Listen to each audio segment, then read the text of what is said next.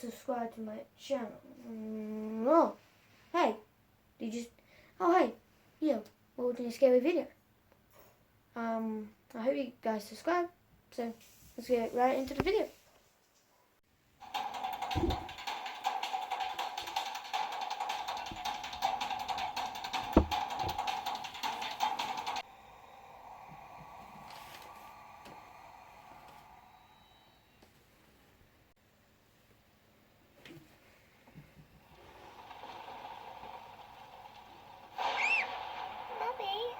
Thunderbugs are very loud. It's okay, children. Don't be frightened.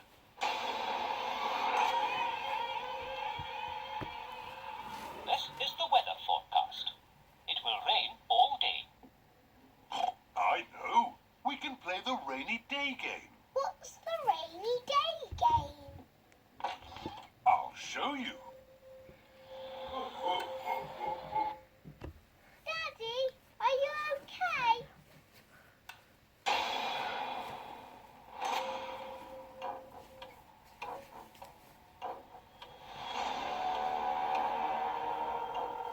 Ow, ow, ow. Shh, you'll wake Daddy Pig.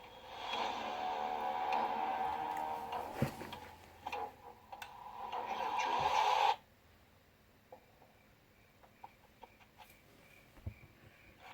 George, can you hear something?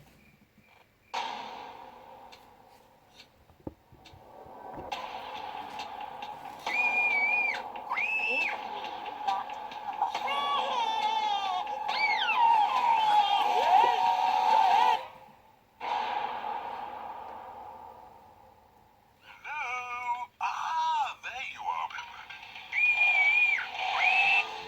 Hello, Peppa? This, it's very grown up. Heads, shoulders, knees and toes, knees and toes. I think it might be broken. George, come home, please. Peppa, Mummy doesn't sound very happy. We'd best hurry then.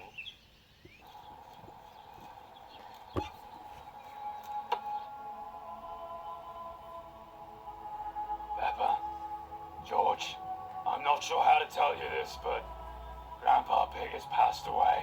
What? What happened? Oh, we're still not sure.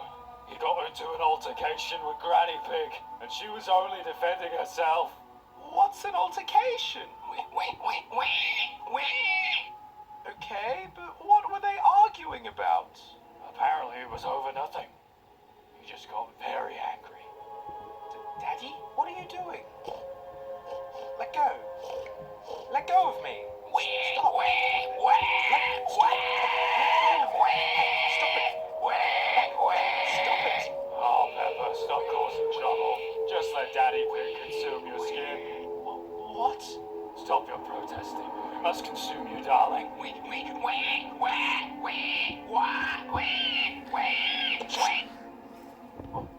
What happened? What did you do? You just turned red. Disobedient little shit.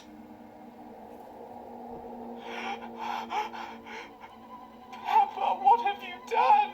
His warmth was in their flesh, George. An offering had to be made. This isn't you, Peppa. George, I don't know what's happening. We need to leave. I am not going anywhere with you. We're not safe here. I need you to trust me. Okay. I trust you.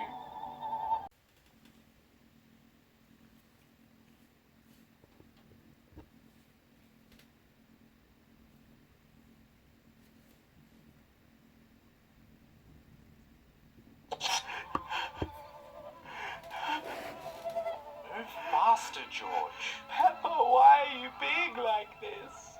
Be not afraid, George. You have to break a few eggs to make an omelette. I don't understand. You're my little egg, George. 5 p.m. in the afternoon. It was the month of August, and I was on my way to the amusement park. The fair was only open for a short duration during the summertime, so I made sure to go as often as I could before the school year began. My parents were pretty lenient growing up. I didn't really have a curfew, so that gave me the flexibility of staying out as long as I wanted, despite only being a teenager. The distance from my condo to the fair was about a 10 to 15-minute walk, so commuting there was always a convenience compared to taking public transit like the hordes of people I saw entering the park. When I arrived at the entrance, I made sure to pay my fare and get a wristband that would enable me to go on rides for an unlimited amount of time. I remember seeing the usual stuff: roller coaster rides, food stands, a Ferris wheel, that kind of thing. To be honest, going to this specific fair could make anyone feel extremely claustrophobic, as the overbearing amount of people in the lineups for food, rides, or game attractions really made it difficult for anyone to get anywhere. I remember shoulder bumping at least several different guests before finally making it to the roller coaster ride I initially wanted to go on. The lineup for this particular ride was surprisingly not that long, so I immediately joined it behind this one girl standing in front of me. I politely tap the girl on the shoulder and ask, "Excuse me, have you been waiting in line for long?" The girl turns around and says, Not that long. You come here alone? Yeah, how about you?" Well, I guess I'm not alone anymore. Yeah. I nervously chuckle as the girl says, I'm actually here with my boyfriend. and then looks at me as if she was looking through me, not at me. "So, where is he?" She then says, I'm looking at him. as the gates to the roller coaster ride began opening.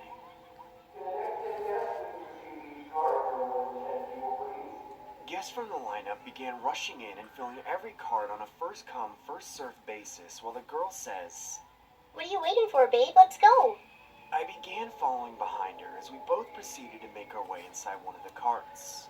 I didn't see the harm in sitting next to her, as I honestly found her pretty charming.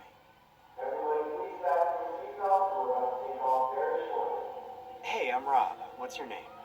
My name is Melissa, but you can call me Melly. Well, it's nice to meet you, Melly. The girl then leans over and kisses me on the cheek as I said, "Are you always this forward?" That's when the roller coaster abruptly accelerates.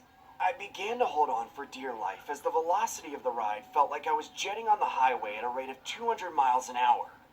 As the roller coaster began zooming up and down in a ferocious manner, I could see Melissa staring directly at me through my peripheral vision. I later realized she was giving me the same bizarre stare she gave me during our initial encounter. At first, I thought she was just thrilled at the notion that my face looked silly from the turbulence of the ride, but then I realized that she was staring at me with a gaunt smile. Like the movement from the ride didn't faze her in the slightest. I couldn't help but feel uncomfortable. As we began approaching the tail end of the ride, I nonchalantly looked around as if I was exploring the amusement park, but in reality, I was avoiding Melissa. The ride finally made its way back to the initial start point. I remember waiting for the operator's cue to unbuckle our seatbelts and safely get off the roller coaster. I made sure not to make eye contact with Melissa as the operator finally gave the green light for guests to exit the ride.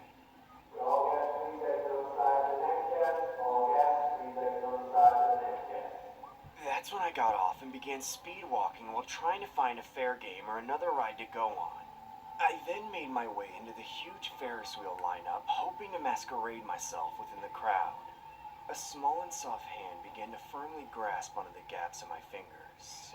I look across my shoulder and lo and behold, it was Melissa, holding hands with me as if we were in a relationship or something. Hey, it's me again. Hey, getting a bit too comfy, aren't you? Yes, I'm very comfortable with my boyfriend. Duh. Yeah, sure. Melissa then hugs me and caresses her head against my shoulder. I honestly could have shoved her away, but decided to take the high road and go along with the whole facade. Time began running slow as we steadily began inching towards the entrance of the Ferris wheel. I couldn't help but think in my head, what the hell is this girl's problem? Why is she holding onto my arm like that? Does she really think I'm her boyfriend? After about 30 minutes of awkward silence and continuous unwanted arm hugging, we finally make it in front of the ride and began making our way onto one of the passenger cars. Again, we both sit next to each other. Melissa then wraps her arm around mine. I was now convinced that she had built a relationship which was obviously a figment of her imagination. The wheel then began to rotate as Melissa leans her head on my shoulder and says, Rob, can I tell you a secret? Sure, Melly. Hey, can you please stop? I think you're moving a bit too fast here. But it's your fault. What the hell are you talking about? I have an impulsive behavior disorder. You're kidding me. Every time someone calls me by my nickname, I develop an extreme compulsion, where I can't resist the urge to kiss them. Melissa's eyes then wandered towards the sky, as if she was embarrassed to disclose such personal information. But then, why did you introduce me to that name? That's when Melissa's phone begins to ring. She pulls it out and reveals a video call coming from her mother. She then answers the video call and says, Hey, Mom. Hello, my precious baby pumpkin. How's the amusement park treating you? Mom, the view is quite amazing. Here, say hi to my boyfriend, Rob. Ooh, isn't he a handsome son of a gun? At this point, I was extremely aggravated by Melissa's antics, despite her having this so-called disorder. I didn't want to make the situation any more awkward than it already was, so I just went along with it and entertained the idea that we were a couple. Melissa's great. You guys make for a perfect couple. So, you gonna propose or what? What are you waiting for, big guy? Pop the question. Can we please stop this, Melly? Melissa? I then realized that the Ferris wheel had finally come to a halting stop.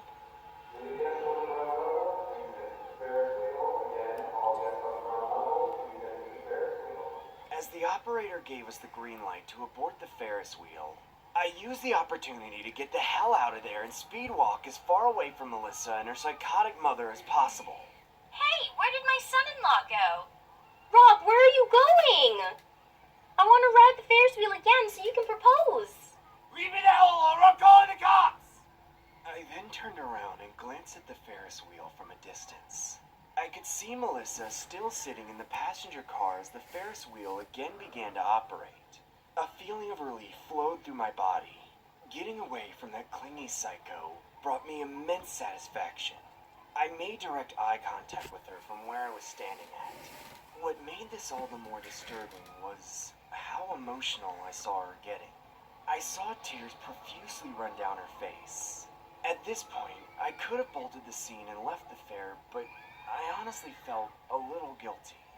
Knowing that I was the sole purpose of Melissa crying a storm on the Ferris wheel made me gravitate towards staying and possibly giving an explanation as opposed to splitting the scene. The Ferris wheel then abruptly stops as the ride finally came to an end. I saw Melissa at the very top passenger car as they began shouting, You're the worst boyfriend ever! I hate you! I wish I never met you! Without thinking, I said, I'm not your boyfriend, Melly! That's when Melissa compulsively leans over the passenger car to kiss me. No.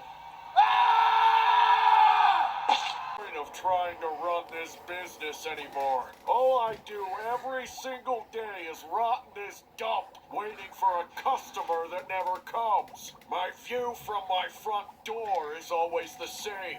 Mr. Krabs and his famous Krusty Krab overflowing with business, while I'm right across the street without a soul to serve. I can't even leave the chum bucket these days without their success being rubbed in my face. He drives around in his fancy boats and gets to serve his patties to all the celebrities that come through town. That crook is practically swimming in money. So that's what I taste like. See, Mr. Krabs? I told you the secret ingredient was delicious. You were right, me boy. No wonder I have so many customers. SpongeBob, look! Plankton's spying on us through the window. Why don't we try putting him on a bun? Very funny, Krabs. It was was all a hopeless effort anyway.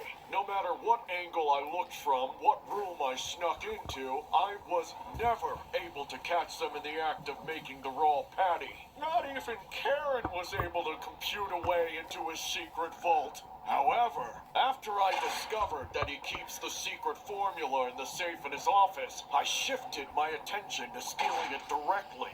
Thus far, all of my attempts have been foiled each and every time. Karen's plans are all too complicated, and I'm running out of ideas. Unfortunately, if I don't succeed soon, then Mr. Krabs and his gang of deadbeat employees are gonna run me out of business. I mean, I know my food isn't any good compared to the Krusty Krab, but does that really mean I don't deserve to be happy? Does that have to mean I'm going to spend the rest of my life alone with nothing but my fake computer wife to keep me company? I just can't understand it. I watch that place fill up with customers every single day, and every night I lie awake trying to figure out what's in those patties that keep people coming back in droves.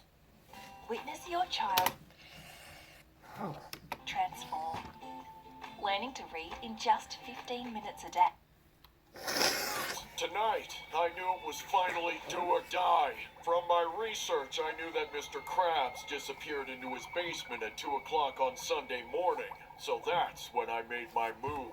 I snuck across the street and went around to the back of the Krusty Krab, where I found the window into Mr. Krabs' office. I smashed it with my trusty hammer and cracked the shards of broken glass. My years of practice made breaking into the safe a breeze, but all I found was money and gold. Disappointed and furious, I tore up his entire office, searching through his desk and even looking under the floorboards, until I finally noticed that there was a small closet door. When I tried to open it, it was locked. That's when I knew something important had to be in there. My trusty hammer came in handy once again in helping me bust through the lock. Once I was in, I was met with a wonderful sight, a treasure chest. I wasted no time breaking into it, and then finally, sitting atop a pile of gold coins, was a bottle with a slip of paper inside of it. At last, I had the secret formula in my grasp. I uncorked the bottle and unscrolled the paper, only to read something so obvious yet so evil that I and everyone else in Bikini Bottom was somehow incapable of realizing it. When I finally read the secret formula to the Krabby Patty, I could put 2 and 2 together. Aside from Mr. Krabs and his mom, there isn't a single crab in Bikini Bottom. In fact, I don't think I've seen one in decades. Even the Krusty Krab itself, it's shaped like a crab trap. The whole one. Then it hit me. When I heard Mr. Krabs say the Krabby Patty tasted just like him, he wasn't lying at all. And even the name, the Krabby Patty. Finally, the secret made sense. Mr. Krabs was a cannibal. He scoured the sea floor, capturing his own brethren and grinding their flesh into patties, which he sold to the unsuspecting idiots of Bikini Bottom just to make a buck. And all the stupid fish that kept coming back here every day don't suspect a thing.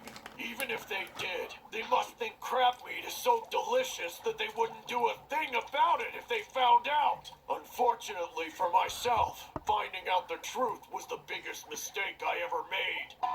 He'd been standing behind me for longer than I knew. Ah! Mr. Krabs, I'm sorry! I didn't know! Shut up, Pipsqueak! I've had it up to here with your meddling! I'm gonna be putting plankton on the menu! Ah!